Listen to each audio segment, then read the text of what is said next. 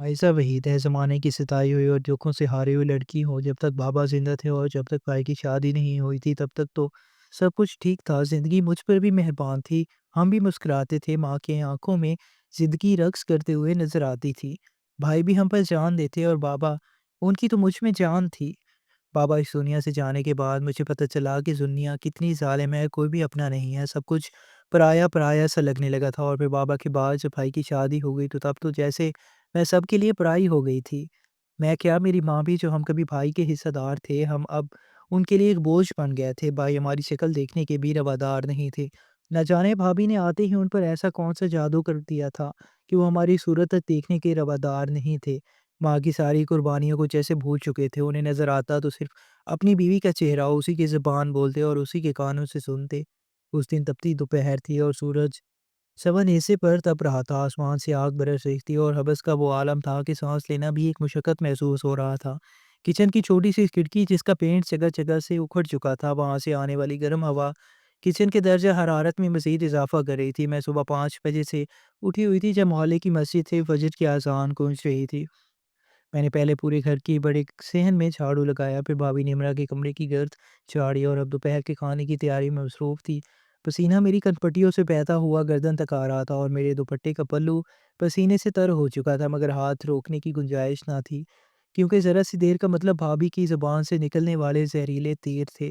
میری والدہ، جن کا دمے کا مرض اب اس حد تک پہنچ چکا تھا کہ مجھ سے قدم چلتی تو ہانپنے لگتی تھی، کچن کے باہر تپتے ہوئے فرش پر بیٹھی لہسن چھیل رہی تھی۔ ان کے سامنے لینے کی خرخراہٹ دور سے سنائی دے رہی تھی۔ میں نے کئی بار مڑ کر دیکھا اور پھر بڑھائی ہوئی آواز میں کہا، خدا کے لیے آپ اندر جا کر پنکھے کے نیچے بیٹھ جائیں، میں سب کچھ کر لوں گی۔ مگر وہ جانتی تھی کہ اس گھر میں خالی بیٹھنا ایک ایسا گناہ ہے جس کی سزا تذلیل کی صورت میں ملتی تھی۔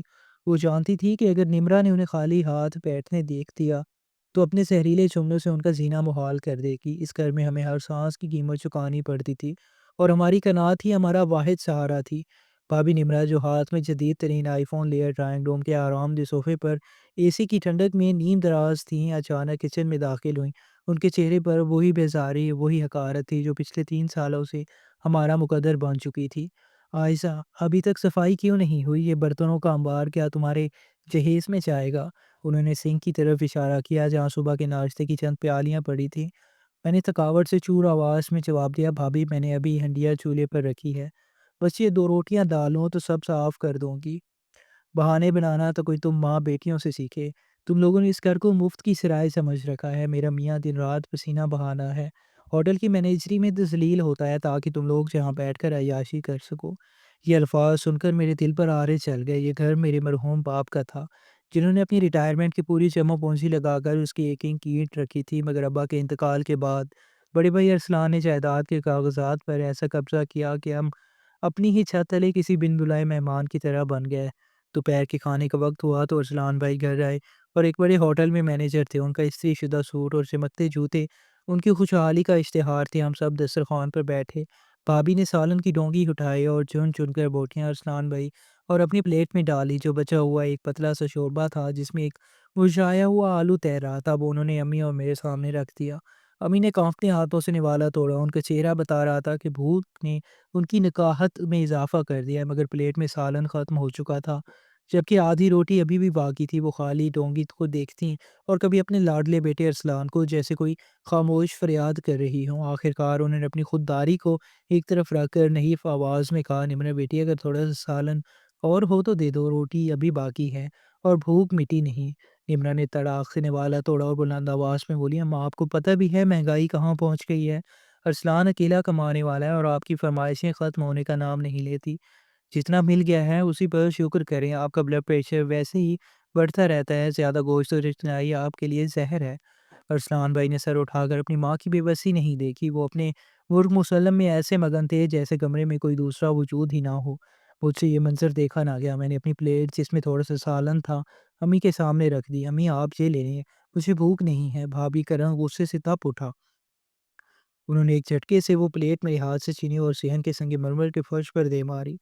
چینی کی پلیٹ کے ٹکڑے ٹکڑے پورے صحن میں بکھر گئے، بالکل ویسے ہی جیسے میرا مان کرچی کرچی ہو گیا تھا جب میں نے کہہ دیا تھا کہ کھانا نہیں ملے گا۔ تو تم کون ہوتی ہو اپنی مروت کی نمائش کرنے والی؟ نمرا کی آواز پورے محلے میں گونج رہی تھی۔ میں تڑپ اٹھی، میری آنکھوں میں غصے اور دکھ کی لہر دوڑی۔ بھابھی خدا کا خوف کریں، یہ آپ کی ساس ہیں، اس گھر کی اصل مالکن ہیں۔ آپ انہیں ایک ایک نوالے کے لیے ترسا رہی ہیں کہ آپ کا دل پتھر کا ہے۔ امنا نے فوراً پینترا بدلا اور آنکھوں میں مصنوعی آنسو بھر لیے۔ دیکھو ارسلان، دیکھو یہ لڑکی مجھے کیا کہہ رہی ہے، یہ مجھے بے حس اور ظالم قرار دے رہی ہے۔ اس گھر میں اب میری کوئی عزت نہیں رہی، میں چلی جاتی ہوں اپنے میکے۔ ارسلان بھائی غصے سے بپھرے ہوئے شیر کی طرح کھڑے ہوئے۔ ان کا چہرہ غصے سے تمتما رہا تھا۔ انہوں نے ایک زوردار تھپڑ میرے منہ پر مارا۔ ضرب اتنی شدید تھی کہ میری آنکھوں کے سامنے اندھیرا چھا گیا، کانوں میں سیٹیاں بجنے لگی اور میں توازن برقرار نہ رکھ سکی اور دیوار سے جا ٹکرائی۔ میرے ہونٹ سے خون کی ایک باریک دھار بہنے لگی۔ اپنی بھابھی سے معافی مانگو ابھی کے ابھی، ارسلان دھاڑا۔ اس کی آواز میں وہ ممتا، وہ محبت کہیں نہیں تھی جو بچپن میں وہ مجھ پر نچھاور کرتے تھے۔ میں نے اپنے آنسو پونچھے اور غیر متوقع استقامت کے ساتھ بلند آواز میں کہا، بھائی معافی تو آپ کو مانگنی چاہیے اپنی اس بوڑھی ماں سے جس نے آپ کو پالا، اور اللہ سے جس کے سامنے آپ کو جواب دہ ہونا ہے۔ آپ اپنی بیوی کے غلام بن چکے ہیں، آپ کو اپنی ماں کی سسکیاں اور بھوک نظر نہیں آتی۔ ارسلان نے میرا بازو اتنے زور سے پکڑا کہ مجھے اپنی ہڈیاں چیختی محسوس ہوئی۔ اس نے مجھے گھسیٹتے ہوئے صدر دروازے کی طرف لے جانا شروع کیا۔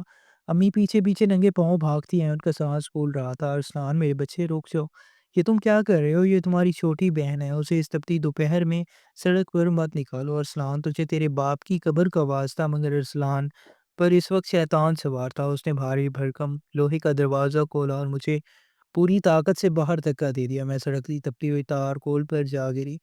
میرے گھٹنوں اور ہتھیلیوں سے خون رسنے لگا۔ نکل جاؤ یہاں سے، جہاں مرضی جاؤ، مجھے ایسی بہن نہیں چاہیے جو میرے گھر کا سکون برباد کرے۔ آج سے تمہارا اس گھر سے کوئی تعلق نہیں۔ امی نے جب دیکھا کہ میں سڑک پر بے یارو مددگار پڑی ہوں تو ان کی ممتا تڑک اٹھی۔ انہوں نے ارسلان کا گریبان پکڑ لیا اور دھاڑ کے بولی، ارسلان اگر میری بیٹی اس گھر سے جائے گی تو یاد رکھنا میں بھی اس گھر کی ایک اینٹ پر قدم نہیں رکھوں گی۔ تو نے ہمیں نکال کر اپنی زندگی کی سب سے بڑی غلطی کی ہے۔ ارسلان نے سرد میری سے امی کا ہاتھ اپنے گریبان سے جھٹکا اور حقارت سے بولا، جانا چاہتی ہیں تو شوق سے جائیں، مجھے پورے بوجھ پالنے کا کوئی شوق نہیں۔ اس نے امی کو بھی باہر کی طرف دھکیلا اور دروازہ اتنے زور سے بند کیا کہ اس کی گونج پورے محلے میں سنی گئی۔ وہ دروازہ نہیں بند ہوا تھا بلکہ ہمارے اپنوں کی دل ہمیشہ ہم پر بند ہو گئے تھے۔ ہم دونوں ماں بیٹی سڑک کے کنارے کھڑی تھی۔ سورج ڈھل رہا تھا مگر زمین اب بھی تندور کی طرح دہک رہی تھی۔ امی کے پاس نہ ان کی ادویات تھی، نہ ان کے پاس ایک روپیہ تھا۔ میری جیب میں ایک روپیہ بھی نہیں تھا۔ میں نے امی کے کانپتے ہوئے وجود کو سہارا دیا اور گلی کی کونے پر لگے ایک پرانے لکڑی کے بینچ پر بٹھا دیا۔ امی کی آنکھوں سے آنسو تھم نہیں رہے تھے۔ وہ بار بار مڑ کر اس مکان کو دیکھتی جسے وہ اب تک اپنا گھر سمجھتی تھی۔ عائزہ، اب ہم کہاں جائیں گے؟ نہ سر پر چھت ہے نہ پاس پیسہ، اس سے بہتر تھا کہ میں مر جاتی، امی نے سسکیاں بھرتے ہوئے کہا۔ میں نے ان کے ہاتھ اپنے ہاتھوں میں لیے اور مضبوطی سے تھامے۔ امی ایسی باتیں نہ کرے، اللہ نے ہمیں اس گھر سے نکالا ہے تو وہ کوئی بہتر راستہ بھی دکھائے گا۔ میں پڑھی لکھی ہوں، میں کچھ نہ کچھ کر لوں گی، بس آپ ہمت مت ہاریں۔ یہ ہماری آزمائش ہے اور ہم اس میں سرخرو ہوں گے۔ یہ وہ رات تھی جب مجھے احساس ہوا کہ خونی رشتے بعض اوقات پانی سے بھی پتلے ہو جاتے ہیں مگر اللہ کا سہارا ہمیشہ قائم رہتا ہے۔ یہی وہ لمحہ تھا جہاں سے میری زندگی کی نئی جدوجہد شروع ہوئی۔ یہ میرے لیے مکافاتی عمل کہ اس بڑے سبق کا آغاز تھا جو وقت نے ارسلان اور نمرہ کو سکھانا تھا۔ میری خودداری اب میرا ہتھیار تھی اور میرا ظرف میری پہچان۔ وہ رات ہماری زندگی کی طویل ترین رات تھی۔ ہم نے وہ رات ایک قریبی پارک کے لکڑی کے سخت بینچ پر گزاری۔ مچھروں کی بنبناہٹ اور تپتی زمین کی تپش نے برا حال کر دیا تھا مگر سب سے زیادہ تکلیف دہ امی کا بار بار اٹھنے والا دمے کا دورہ تھا۔ ان کا ہر سانس اس سسکی کی طرح نکل رہا تھا اور میرے پاس انہیں دینے کے لیے ایک گھونٹ پانی تک نہ تھا۔ صبح کا سورج جب اپنی پہلی کرنوں کے ساتھ نمودار ہوا تو وہ امید کی بجائے ایک نیا چیلنج لے کر آیا۔ میں نوکری کی تلاش میں نکلی۔ میں نے بی اے کیا تھا اور میرے پاس اچھے نمبروں کی ڈگریاں تھیں مگر اس وقت مجھے کسی ایئر کنڈیشن دفتر کی بڑی نوکری کی نہیں بلکہ سر چھپانے کے لیے ایک چھت اور امی کے لیے دو وقت کی روٹی کی ضرورت تھی۔ میری خودداری مجھ سے کہہ رہی تھی کہ کسی کے آگے ہاتھ نہ پھیلانا۔ شہر کی گلیوں میں بھٹکتے ہوئے میری نظر ایک بڑے سرکاری اسپتال کی بیرونی دیوار پر پڑی۔ وہاں ایک پرانا اشتہار چسپاں تھا جس کے کنارے سے اکھڑ رہے تھے، اسپتال میں صفائی کے عملے اور وارڈ اٹینڈنٹ کی فوری ضرورت ہے، تنخواہ 10,000، رہائش مفت۔ ایک لمحے کے لیے میرا دل ڈوب گیا۔ عائزہ، تم نے جس بھائی کے فخر کے لیے دن رات پڑھائی کی کہ آج تم اسپتال کے فرش صاف کرو گی۔ میری آنکھوں میں آنسو آ گئے مگر پھر میں نے پیچھے مڑ کر دیکھا جہاں امی پارک کے بینچ پر بھوک سے نڈھال بیٹھی تھی۔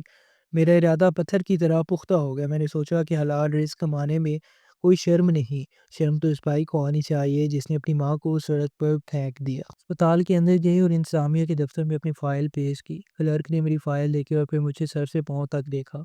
لڑکی تم تو پڑھی لکھی ہو اور سلجھی ہوئی لگتی ہو، کیا تم واقعی یہ صفائی کا کام کر پاؤ گی؟ جہاں خون، گندگی، بدبو اور بیماریوں کا سامنا کرنا پڑتا ہے، یہ کوئی آسان کام نہیں ہے۔ میں نے اپنے آنسو پی کر پھر بھرپور استقامت سے کہا، صاحب مجھے بس ایک چھت چاہیے اور حلال رزق، میں ہر وہ کام کروں گی جو مجھے سونپا جائے گا۔ ڈاکٹر کاشف جو اس اسپتال کے انچارج تھے، انہوں نے میرا انٹرویو لیا۔